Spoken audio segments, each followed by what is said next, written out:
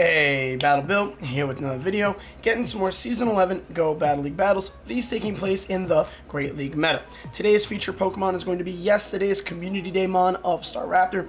During yesterday's Community Day, Staraptor received the exclusive fast move of GUST, and we want to see if GUST is going to make Staraptor viable in Great League battles. Staraptor is a very glass candy Pokemon, so will GUST improve it?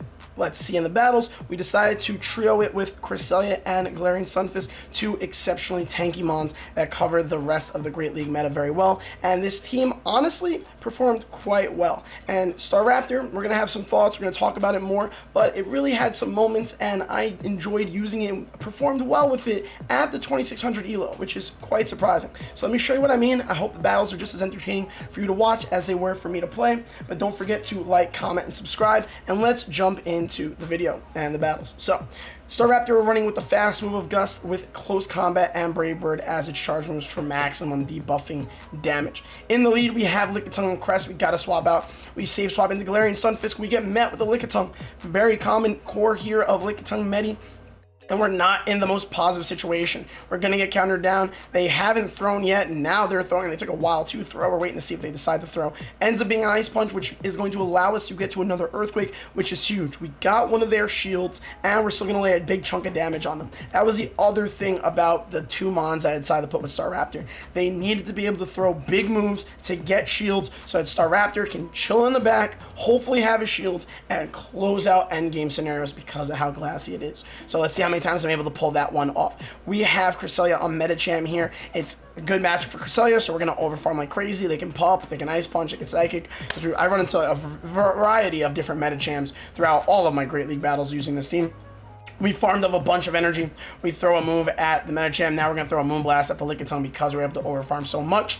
We're now going to swap into our Staraptor with this shield advantage. We double resist the licks. The GUST animation seems so odd to me. I'm only used to seeing it from Pidgeot. So I was like, am I even running the right move? That took forever. And again, Staraptor being hella squishy. That Body Slam does half its damage, which is less than ideal. But we decided to build up before they get to another Body Slam to force their last shield if they wanted to throw. Does it debuff us? Yes, but the Body Slam was taking us out no matter what anyway. So they decide to stay in, which is setting up Staraptor for a very exciting endgame experience. Let's see what happens. Their last mon is Surf Fetch, and even debuff from the Close Combat. We get to the Brave Bird. Boom! Stealing that one as Ionix line because we just decimated that Surfetch's entire family line. Its child, its grandchild, its great-grandchild, those are all now KO'd thanks to Staraptor's huge Brave Bird in match number 1. Getting to the next match with Cresselia on Walrein, another positive lead matchup. We want to throw Grass Knots like crazy at this Walrein because of its water-ice typing, mainly because of the water part of it. They're going to spam off some Icicle Spears here, and Cresselia, being as tanky as it is just going to eat them. Again, that's the other core part, important part of this team comp. Crest and Stunfisk not needing to shield things, saving them for Staraptor in endgame scenarios like the last one. We get to another Grass Knot there, we get their first shield. We have not taken out the Walrein yet. They're throwing more Icicle Spears. We're not too worried about this damage yet. We're hoping we can get off another Grass Knot in time, but because we know we can survive this Icicle Spear, we're not going to use our shield there. We're going to lose lead, and we're going to throw another Grass Knot, and honestly hope that they decide to shield this, which they do. So they can take us out. We're going to come in with Galarian Stunfisk. We are a little worried about being Earthquaked, so we have to be somewhat careful. We might end up using a shield here. We're going to want to throw a Rock Slide. We just got to be super careful on not playing it into CMP. We shield the first move expecting it to be the Earthquake, and then I throw for the Rock Slide right away, thinking that I'll try to build up to the Earthquake and not CMP me there.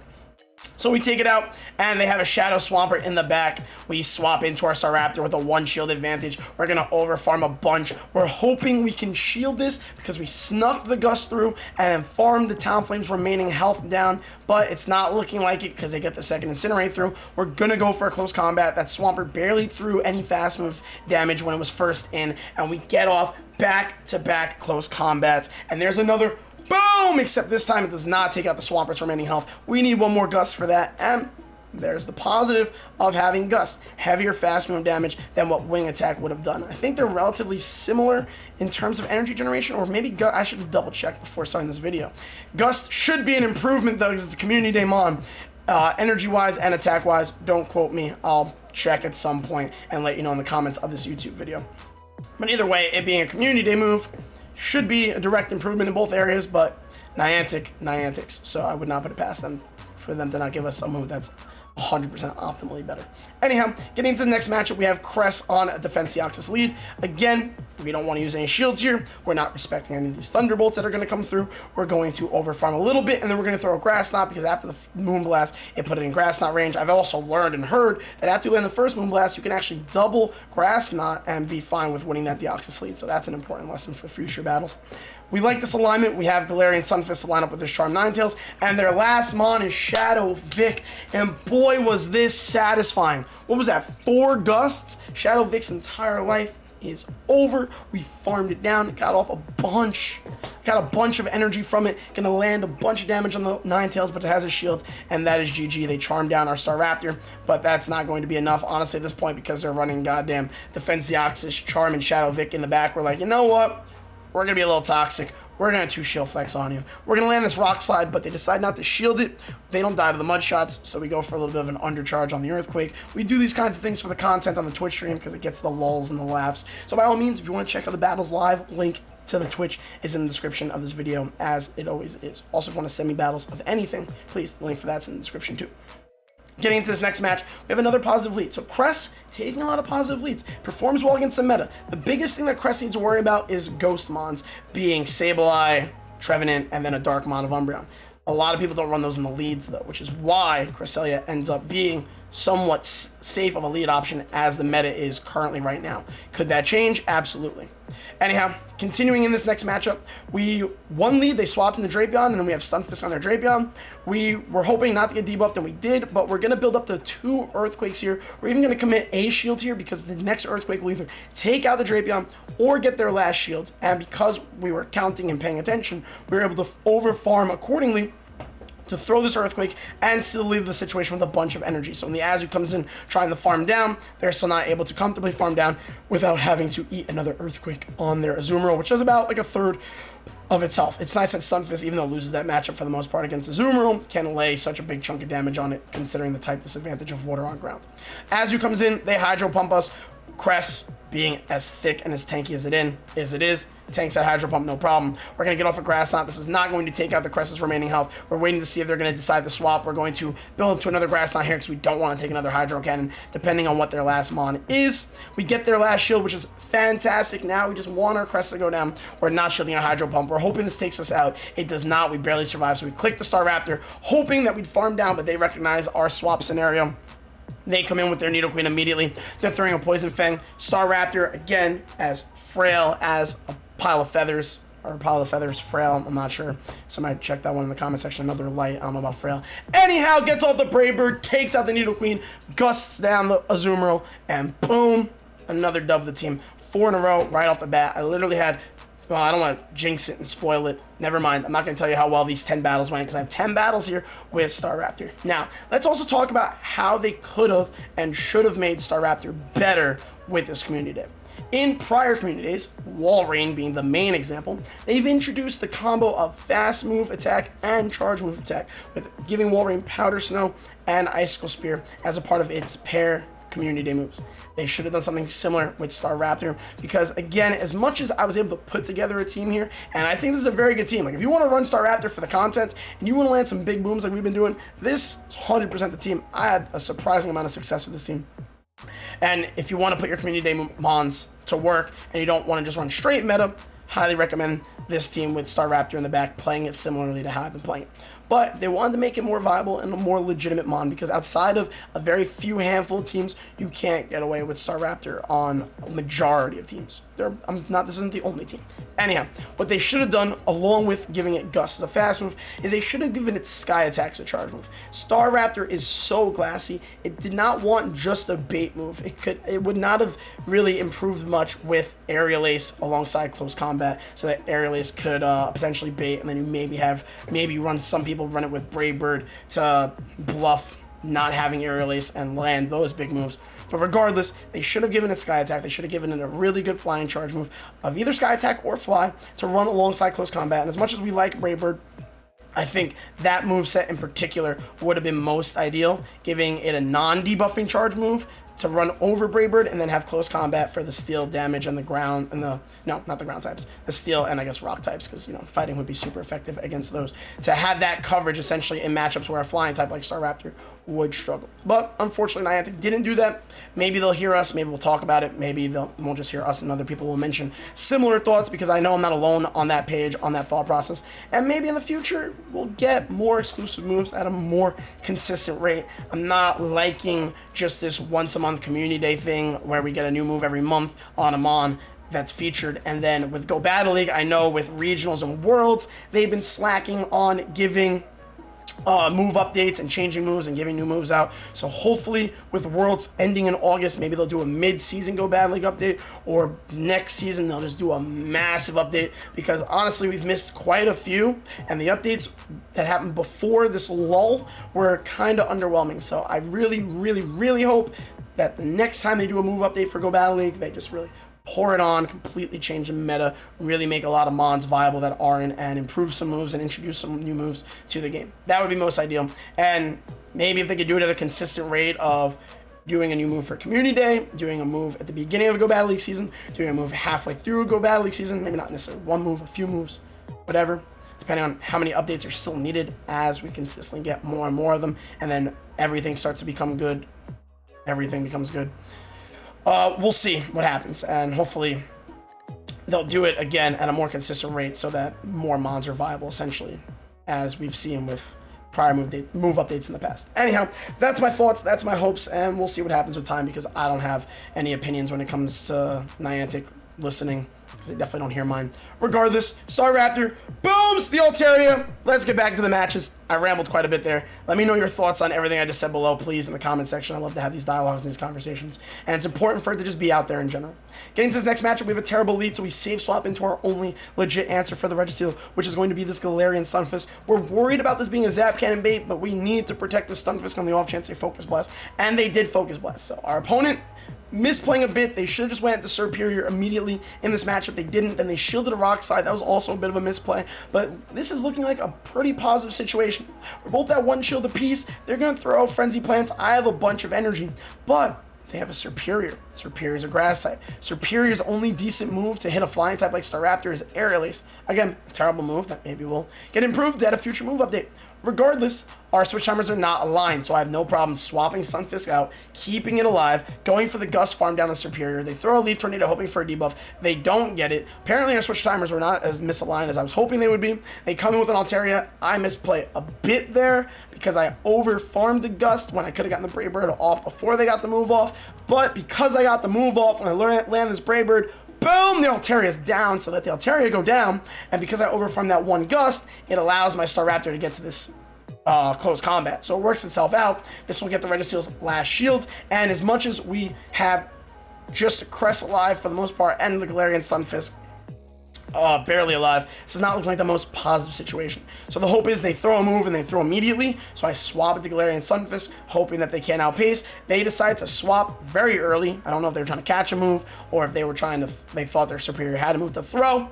But we farmed down a Superior. Stunfisk was going to get to the Earthquake, outpace, and take out the Registeel, and that's GG's in that match. Getting to this next match, we don't have a positive lead here, but the one good thing about Crest on Umbreon and Crest on Dark types in general, because Crest is weak to Dark types, is that it has the super effective charge move, Fairy move of Moonblast to deal to its Dark counterparts. So we stay in this match a little bit longer than we prefer, because his opponent was over-farming a bunch, and I really wanted to just get off all their moves. So because of the way they over-farmed and played this, I stayed in this matchup way longer than I should have, and I'm essentially misplaying at this point. I should have gotten out like after the first Moonblast or after the first Foul Play. At least I got a shield there, because we kind of played the one shield scenario. I save swap into my Stunfisk, they come in with Medicham. I kept Crest alive enough so that when Stunfisk essentially puts in some work against this Medi, the Crest can come in and clean up. The hope is that we get a shield here, so that Staraptor can do some more booming.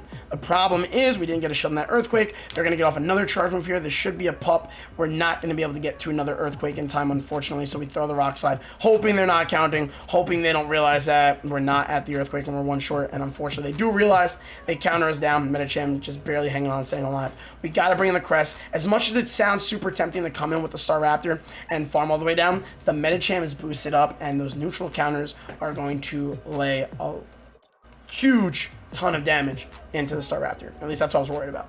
So that's why I played this out the way that I did. We take it out, and then they have their own Guster. Pidgeot, you already had your day. You already had your time months ago. Let my Staraptor live, bro. It's trying to be some content. So we end up shielding a Feather Dance, which I know we would have survived, but we wouldn't have survived the next Gust after. And then unfortunately, I didn't time this super well. I throw almost like back-to-back close combats, but with guaranteed sneaks.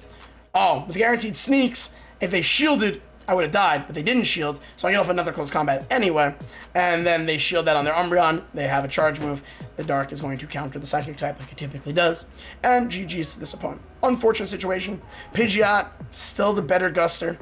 The one positive of Staraptor versus Pidgeot, though, is that at least Staraptor can hit Steels and Rock types, whereas Pidgeot has nothing. It's nothing but flying moves. Getting into this next matchup, we have Crest on the Jellicent. We're worried about the ghost damage, but we can at least hit the Jellicent for some super effective grass damage. So we don't mind kind of just like eating some damage here. They're going to go for a charge move, should be a Shadow Ball. We're going to let it go through on the side off chance they decide the Bubble Beam bait. But because we outpace, we're going to go for another Grass Knot here, and then we're going to try and catch a move. And this was like the one time I think I decided to use my Staraptor as a safe swap. Oh no, I screwed this up. I thought I'm mixing up matches. I apologize. I tried to catch a move on Staraptor from a Jellicent in the previous match, I swear.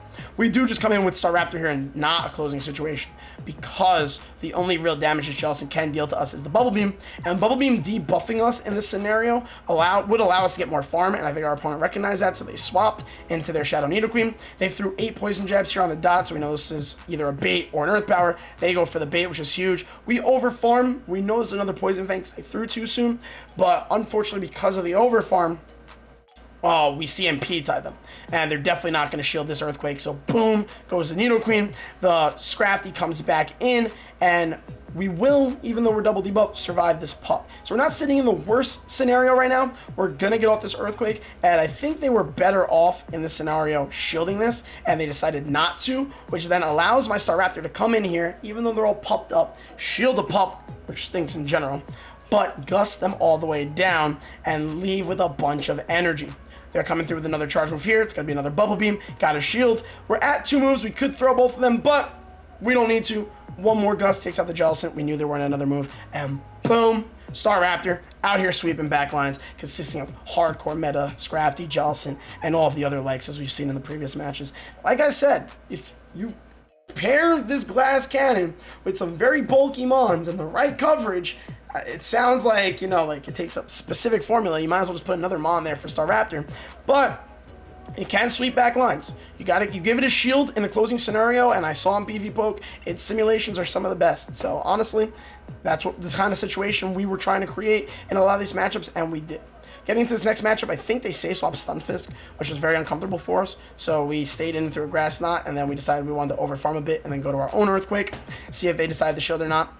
They do not, and then we take out their Stunfisk, but then their lead was still that Medicham. Thankfully, we overfarmed a good amount, though, so that they couldn't get to another Earthquake on their Stunfisk, but we left with a bunch of energy to then deal with the Medicham. Our Cresselia is also still pretty alive here, so we're going to go for the Earthquake here. We get one of their shields. We're at even shielding, and we're just hoping we can get to another Earthquake, and that's huge. Either this can get us their last shield, or do about 2/3 of the Medicham's health, which it does. Now, again, I think they popped up. I'm mixing up matches.